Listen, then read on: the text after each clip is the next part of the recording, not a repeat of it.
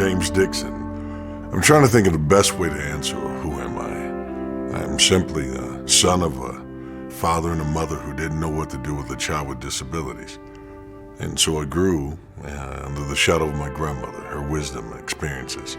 She poured them into me, and then I kind of soaked all those things up and not even realizing how many different lessons I picked up. And so I'm a summation of a bunch of different hands on my back to push me forward. And I'm still defined by being a person who overcame a disability. And now I'm just a person who tries to find a way to give that love that it was given to me back to other people on a large scale. I was born in a little small town. It's called Anderson, Indiana. It's a factory town. Everyone always worked at the factory. They worked for General Motors, Guide Lamp, whatever. Everyone worked at the factory. My mom and dad were 18 when they had me. And my mom was excited about having her first child. And then I'm born with a disability. And my father says, there's absolutely no way that could be mine. I can't make a cripple. It was a sign of shame for him. But Mom, not knowing how to handle the disability that I had, turned to her mother, my grandmother, graciously decided to take me as her own. My first surgery, I was 3 months of age. And then every 6 months, until I was 11, I had a surgery. First time I ever took a step in life on my own is when I was 11. I can remember always just going from surgery to surgery, having rehabs. And then there was a neighbor who happened to be a Shriner. An older white gentleman lived across the street, says to my grandmother, what's wrong with the boy that's always on the porch? At that time, crippled wasn't a negative term. It wasn't seen as that because even the Shriners Hospital was the Shriners Hospital for Crippled Children. And my grandmother said, that's been the problem. We can't figure out what it is that's wrong with him. And the Shriner was like, we would do this for free. We decided we would go to visit the hospital, but in order to visit it, my mom and dad had to go with me. So we get in a van, we travel to Chicago's hospital Shriners, and the first time I'm with children with other disabilities, some way more severe than what I have. But I'm so accustomed to going to the hospitals, this isn't a big deal. Soon I'll go home, or I thought. I remember them bringing me back to a room. My mom walks in first, and she tells me, I love you, we'll be back to see you. I'm like, okay, see you. I've been my whole life this way. The only difference is Grandma's not here this time.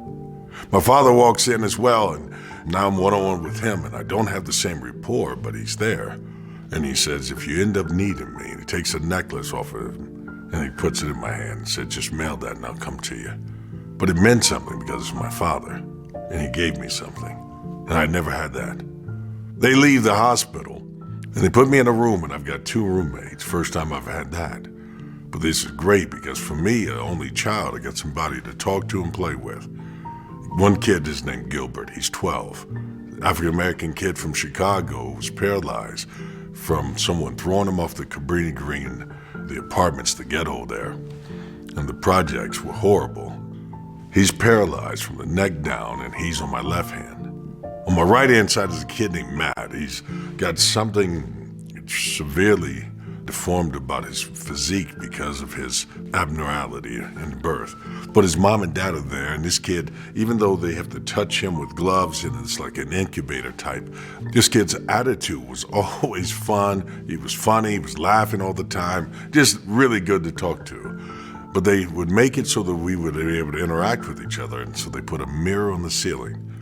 And so we'd sit up and we'd talk and look at each other in the face so that Gilbert and I could exchange. And I'd tell Matt what he was saying or whatever. I was just the go-between.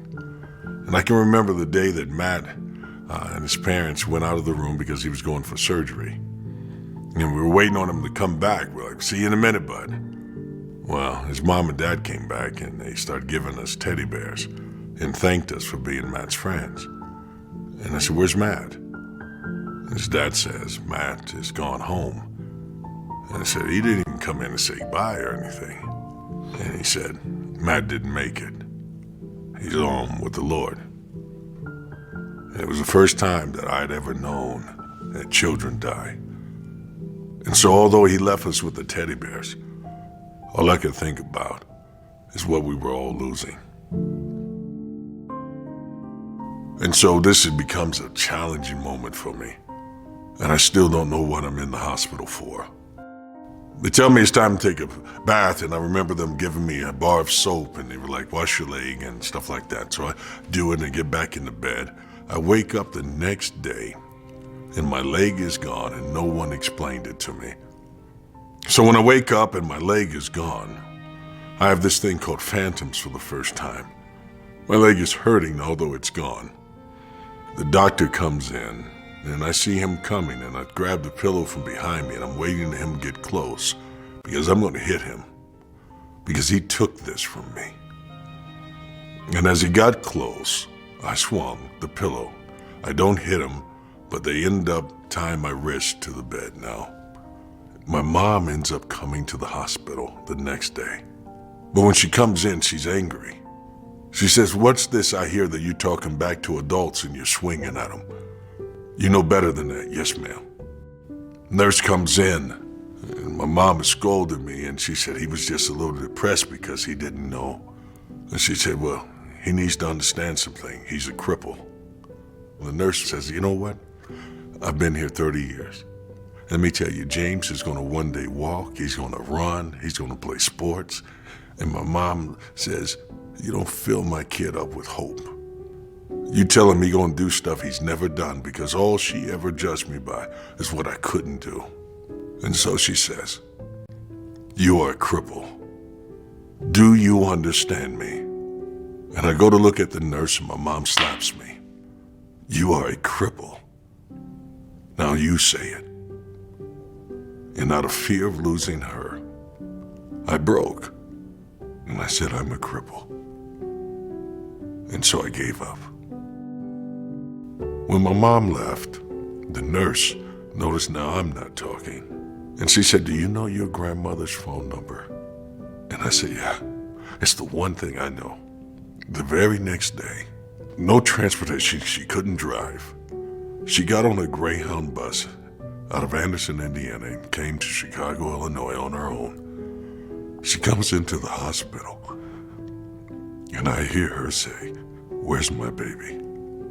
She comes into the room, and she tells me, "You're not crippled. You're still Superman. You just got to overcome this kryptonite. It's time for you to get up, baby." And because of her, I went to rehab. Because of her, I got up and walked. Grandma did more than visit me. She gave me a second wind in life. So I moved back to Indiana, and I'm with Grandma full time. So I tell my grandmother my goal: I want to play basketball, and I want to do it now.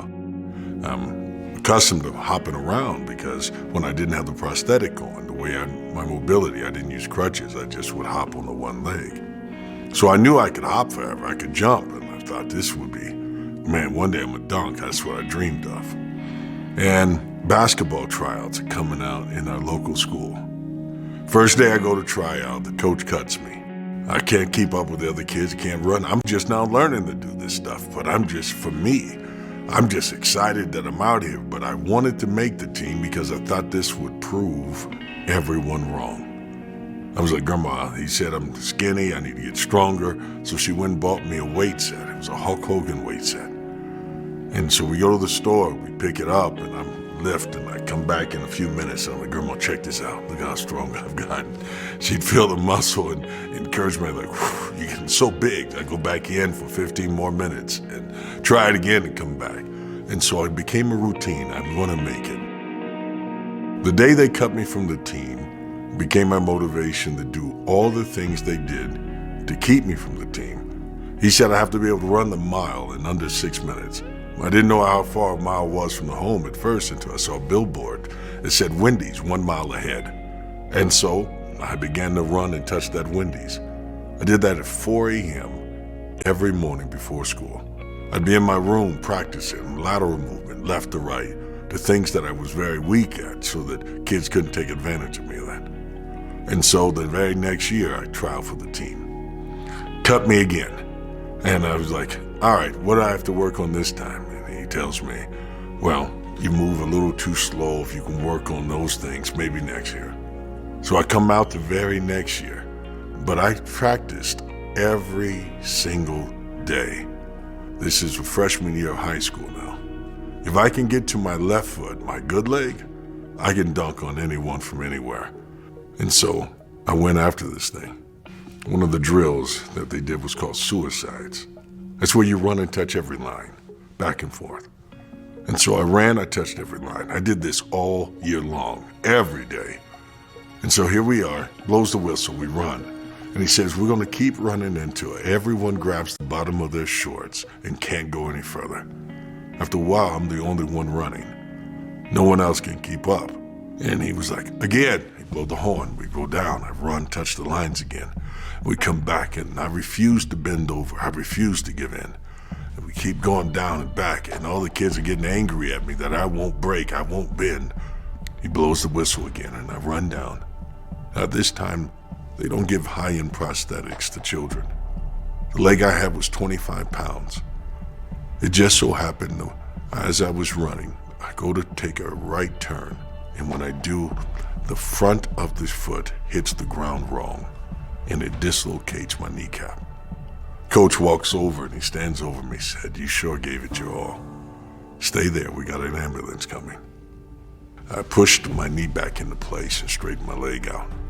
And I got up, and I was like, Coach, you're not cutting me. And I just started hopping on my left leg like I always do at home. And so I completed the suicide drill. And I tell the coach then, you're not cutting me. Unfortunately, the coach wasn't as sentimental as the rest of the team because the other guys, when I was doing that last drill, joined in with me and finished my last lap with me. What they did for me and making me feel a part of that team in that moment meant the world. But it didn't stop me. It fueled me. In fact, I ended up going after an AAU team again, and I made it. I ended up winning the state championship. And the basketball coach, Ray Walker, I thank him for making a dream of mine come true. Recently got a chance to ask him, Coach, why did you allow me on that team? He said, I figured if a kid with one leg can go up and dunk a basketball and play as hard as you did, the team needed to make you. You didn't need to make the team. They needed to be at your level. That's why you made it. In high school, I wanted to be like everyone else, man. People would make fun of me, the kid with the one leg and wooden leg. In fact, kids would get on the bus and they'd have a stick inside of a sock, inside of a shoe and said, I made your leg. And they do that all the time, trying to provoke me into a fight. Constantly making fun of me. And so I had to learn to fight and defend myself and go through all kinds of different challenges just going to school. And I decided I wanted to become like the bad boys. It seemed like doing good wasn't working out. It doesn't get you girls. And so I wanted to fit in. And I realized that my grandfather's truck would start without a key. You just turn the ignition. And I was like, man, if I just drove and let the girls see me driving, even though I'm 14, this will make me popular. So I jump in this car and I start driving. I'm hitting the gas and going, and I'm like, I need to get to the bus stop so that all the kids can see me driving. And well, I didn't know that you need to hit the brakes too. And since I didn't have both feet, it was hard to get the left foot to cross over at times, and I'm just learning. And I hit the gas instead of the brake and I ran into the back of the bus. Total grandpa's car, the back of the bus, the kids are swinging around and stuff, and so now I gotta get out and take off running. Of course, they knew who I am, so the police come. My mom and my grandfather said it's best to teach them a lesson, and they pressed charges. So for 6 weeks, I have to go into juvenile and go through this program and work things out. And I decided to change because my grandmother had a conversation with me, and she said, "You're trying to be like everyone else when God made you different. You don't have to prove you're black. You don't have to prove anything. You got to prove that you're worthy of your last name. I expect more out of you." And so I decided then, all right, but no more trying to get acceptance or prove myself to other people.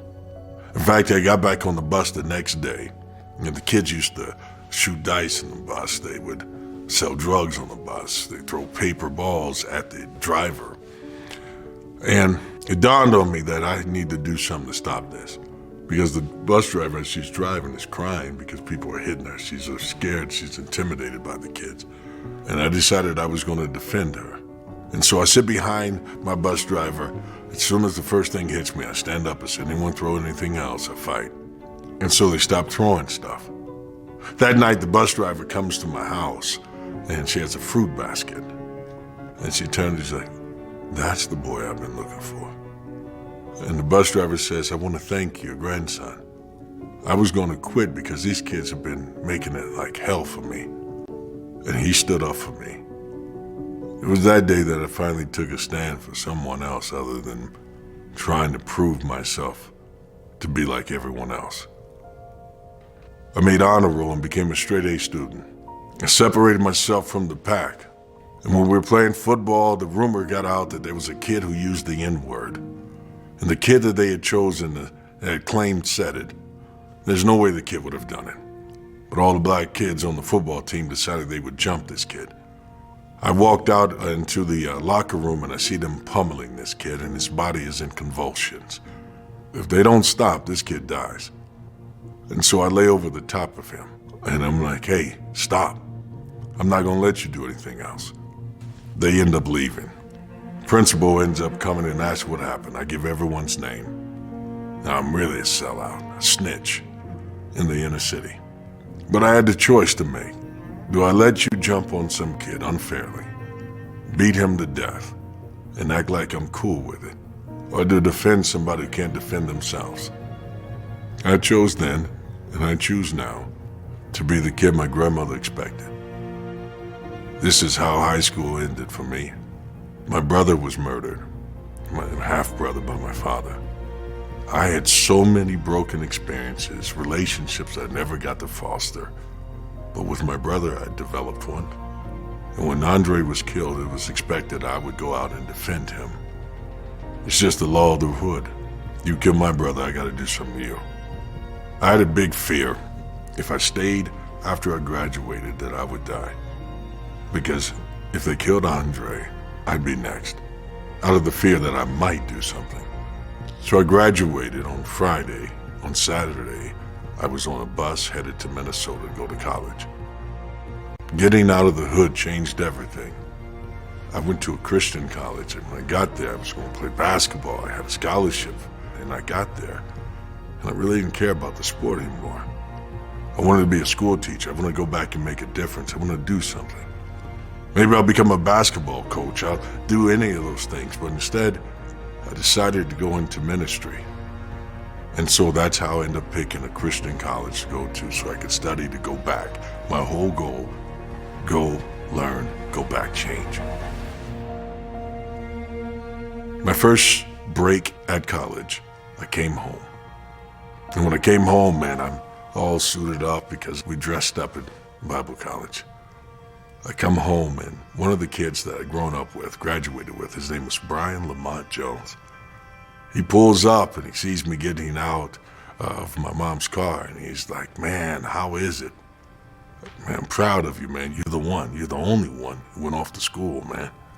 And Brian has now got a fancy car, gold everywhere, jewelry everywhere. His profession is obvious. And so I felt this compulsion to talk to him about something, about his life. And I was like, hey, man, you ever thought about doing something different? And he was like, man, there's no other way out for me, man. And as we were sitting there talking, a car comes by and it's moving real slow. And I was like, I think they're checking you out, man. And he's like, yeah, they're scared. They're not gonna do anything. I thought about something. I said, hey, wait a minute. What about you go to church with me, man? I felt this overwhelming feeling that I should say something to him. And he said, bet, come by and get me, I'll go. I said, all right, I'll see you on Sunday. Well, Sunday comes, I pull up in front of his house, and then I can hear a commotion in his house. So I come up and I knock on the door, and his mom says, come in. And she said, baby, they killed Brian last night. I felt an overwhelming sense of guilt, and I felt like I had pulled the trigger because I didn't take the time to talk to him about being better. Making another choice. He didn't have to stay that way. Maybe I'm wrong on that. but it gave me another burden to change lives. Going to Bible college, it put me around people who had so many advantages. They grew up with moms and dads, and I remember trying to get them to understand how privileged they were. The things they would complain about were totally different than the things I had. See, when I went off to college, they didn't send me off with money, they just sent me off. I got a job at Nike store so I could supplement my income, and I got to my senior year, and it's $1,200 short of paying for finals. That's all I need. I call home and I was like, hey, Mom, I've done all I can. I've been working. And they say I need $1,200. I can't take finals. And my mom said, then come home. I go back, short of my degree. I don't know what I'm going to do. Started working in a local church, volunteering. The pastor was like, hey, we'd like to get you a full-time job in ministry. We love your acumen, this, that, and the other. And they said, the only problem is the church that's looking to hire someone requires that they get married. You gotta be married, you can't be single in ministry. I don't have a girlfriend, I don't even know, where do I begin? And the pastor said, well, there's a single lady in my church, she's a little older than you, but it's what you need. You're gonna be in ministry, you need a mature woman. Somebody that can play piano and sing and help you. You need those skills. And so the pastor plays matchmaker, and I end up marrying a woman who's 13 years my senior with 2 kids. I'm 22, and I'm marrying a woman with a stepson who's 17. And I wanted to be traditionalist. I'll work, you stay home. She's like, oh, this is great. And I take the job in New York as an assistant pastor. And the church salary that they had promised me, they didn't deliver on. They were like, it's contingent on the weekly giving. And if the people don't give enough, you just don't get a check. So I was like, wow, okay, so I'll get a secondary job so my wife doesn't have to work. I want to be a provider, protector. So I'm working 2 jobs. I'm working church, work a full-time job so we can make ends meet. And so when we did have our first child, she told me, the man I really wanted to be with is getting out of prison. Why don't you go ahead and take your daughter? You go and go back home. I'm going to be with him. Now I feel like a failure. I feel like I got played. I'm an embarrassment. And so I moved back to Indiana with a daughter who is less than a year old. The whole year goes by. I'm getting counsel from pastors who are like, don't give up on your marriage. God can still work his way through it. Just hang in there. And if you ever divorce, you'll never be able to be in ministry. So you got to make this work. And here I am in Indiana with my grandmother and my daughter who's named after my grandmother. I get a phone call about a year later from my wife. And she says, I want to visit. We're moving to Mississippi, my new boyfriend and I. And I was like, yeah.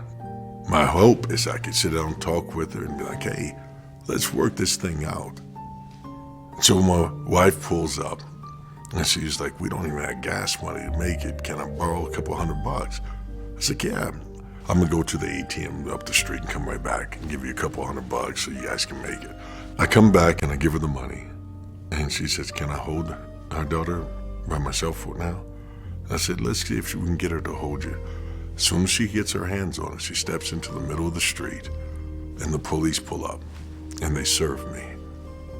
She had filed for custody, and the way custody worked is whichever parent has custody of the kid, the other one now has to prove the other one's not worthy.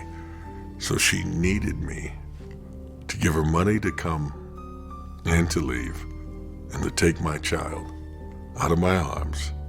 I thought that was tragic enough. I turned back and said, Grandma, can you believe this? And my grandmother's laying on the ground. She had a heart attack. She goes to the hospital and she never comes home. She lives about another month. When she does pass away, I didn't know what to do. I struggled with faith for the first time because I had been asking one prayer privately of God. Don't take her from me. As I've grown and matured, I realized he didn't take her from me. He embedded her lessons in me. When I look in the mirror, I see the reflections of her handiwork. the investments that she made. That fact that she had taught me that I was more than a disability, and that I learned that I could be more by serving more. Now, no matter what the pastors were saying, I'm not taking this woman back. So I go through this trauma, but it helps me because it made me stop looking to just men for an answer for myself. I don't let people pick for me. I went from losing a leg to having a leg up in life because I got the draw from all these experiences. I went from going to the VA hospital and sitting beside people as they transitioned in life. I felt it my responsibility to teach them how to walk, and then some situations where they were going to pass was like, I can't let them die alone. And being there and encouraging them became kind of my mantra. It just happened to be a lot of veterans. Next thing I know, I'm invited to speak at all these different events, and as I speak, each venue ends up creating a new one. I go somewhere and I meet a person, the next thing it gets bigger. And I end up getting phone calls to speak to the prosthetic providers who make decisions on what type of quality care that amputees get. And I get to challenge them, get to encourage them, give them a different perspective and insight. When I think about the places that I've been invited into, I think about the fact that my grandmother raised me with the idea to treat all men the same, whether it's the janitor or whether it's the vice president of the U.S., treat them with the same love. Those philosophies I learned by watching her example. And so when I go somewhere, I'm always mindful of that. Be humble, but be impactful. And by being present, it put me in places where I could be a present, I could be a gift, I can be utilized, and that your gift can make room for you. And so when I get somewhere and you ask me to speak, I'm going to speak from the heart to the heart. And it's opened up so many doors that I never thought possible. Now the door is open, I realize there's an elevator. You can go from one level to the next by continuing to serve. Being authentic, people embrace that. It's easy to choose to be good, but to be great is like the dedication to evolve the good part. But sometimes in order to be great, you have to be wounded greatly. Sometimes the only thing that can bring out greatness in you is that you've had such a wound, and that as it scars, you now have something to stand on that made you pure, not perfect. Now you understand how fragile you really are, how close to being broken you can be, and how fragile life is. You have to care about how you deal with people. The more we become, the more we can serve. The purpose of life is not to go without wounds, without amputations. The purpose of life is to realize that wherever you've been cut can be the thing that saves your life or gives you skill or wisdom to help other lives. I don't walk on a prosthetic. I walk on purpose. I walk on example. My whole life hiding the fact that I was an amputee taught me to kind of mask and mirror people's movements, change my gait so it wasn't as detectable. As a result of it, when I decided to come off of mute and become a voice to others, I was able to show people that walking is different. The whole thing that I've been hiding from, being an amputee, being called crippled, all those things, it all worked together as a puzzle. I just didn't see it. Being in the hospital by myself, watching people die, made me believe and understand that somebody needs to be there for those people. The reason why I went to Bible college is to give me knowledge and understanding of how to counsel and speak, not so I'd be in the pulpit, but that I could be at bedside. I could speak into people's hearts and lives one-on-one, not from a pulpit. Everything that had happened in my life had been breadcrumbs leading me to be who I am today. Without the amputation and the resiliency and without seeing people being picked on and learning to fight for someone, I don't become a defender of others. Without the bus driver and me speaking up and defending her, without the kid that was being abused jumping down and defending him. That doesn't happen without these trials and tribulations that I didn't want. When people say you're a motivational speaker, it was never my intent. I was being grandma come to the hospital to tell someone you're not crippled. It's time to get up. I'm paying that debt back. When people say, man, that's inspirational, then it should be, because to inspire is to breathe life. And so every time I stand up, every time I speak, whether I'm backstage or on stage, I am authentically me, because it costs so much to become me.